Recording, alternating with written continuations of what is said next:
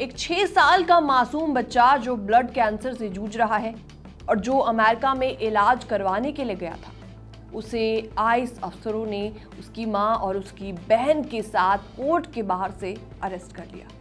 अब जरा सोचिए, हॉस्पिटल के बेड पर होना चाहिए था उस बच्चे को, लेकिन उसे रखा गया है एक डिटेंशन सेंटर की 4 दीवारों में। नमस्कार, मैं हूं आपके साथ प्रेरणा कौशिक और आप देख रहे हैं एनबीटी इंटरनेशनल। तो आज की कहानी सिर्फ एक बच्चे की कहानी नहीं है, बल्कि अमेरिका की इमिग्रेशन पॉलिसी और मानवता की असली तस्वीर दिखाती है। तो चलिए आपको पूरी घटना डिटेल में बताने वाले हैं। तो ये फैमिली है होंडुरास की। होंडुरास से आई ये फैमिली CBP वन ऐप के जरिए अक्टूबर में 2023 में लीगली अमेरिका में एंटर हुई थी और उन्हें पेरोल भी मिल गई थी। ये फैमिली लॉस एंजलिस में सेटल हो चुकी थी। बच्चे स्कूल जा रहे थे, इंग्लिश सीख रहे थे और हर संडे चर्च भी जाते थे। लेकिन फिर 29 मार्च को जब वो लोग कोर्ट में अपनी असाइलम सुनवाई के लिए पहुंचे, कोर्ट से बाहर निकलते ही आइस ऑफिसर्स ने तीनों को अरेस्ट कर लिया। इस 6 साल के बच्चे को एक्यूट लिम्फोब्लास्टिक ल्यूकेमिया है, एक तेजी से फैलने वाला ब्लड कैंसर जिसके लिए नियमित इलाज की जरूरत होती है। एलोरा मुखर्जी, जो कि कोलंबिया लॉ स्कूल की प्रोफेसर हैं, उन्होंने उस बच्चे से मिलने के बाद अपना स्टेटमेंट दिया और कहा कि उसके पैरों और हाथों में बूज थे, हड्डियों में दर्द हो रहा था और भूख नहीं लग रही थी। ये लक्षण उसके कैंसर को दिखाते हैं। लेकिन आइस ने 1 महीने तक इस फैमिली को टेक्सास के डेली डिटेंशन सेंटर में रखा। इस दौरान बच्चा 5 जून की अपनी मेडिकल अपॉइंटमेंट भी मिस कर चुका था और सरकार ने आरोपों को फेक न्यूज कहकर खारिज कर दिया।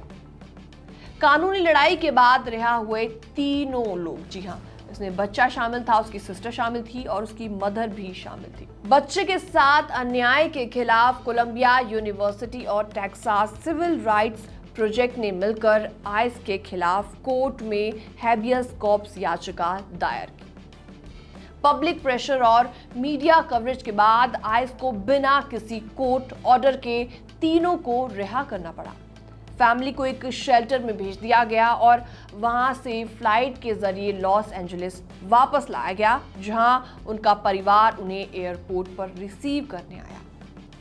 डोनाल्ड ट्रंप के दोबारा प्रेसिडेंट बनने के बाद सरकार ने नया निर्देश दिया, जो लोग पिछले 2 सालों से कम समय से अमेरिका में हैं, उनके असाइलम केस को तुरंत खारिज किया जा सकता है। और इसी आदेश के चलते इस फैमिली का केस जज ने अचानक रिजेक्ट कर दिया और आइस ने पहले से ही बाहर इंतजार उनका कर रही थी। जैसे ही किसी को पकड़ने की तैयारी हो, उन्होंने उनको तुरंत अरेस्ट भी कर लिया।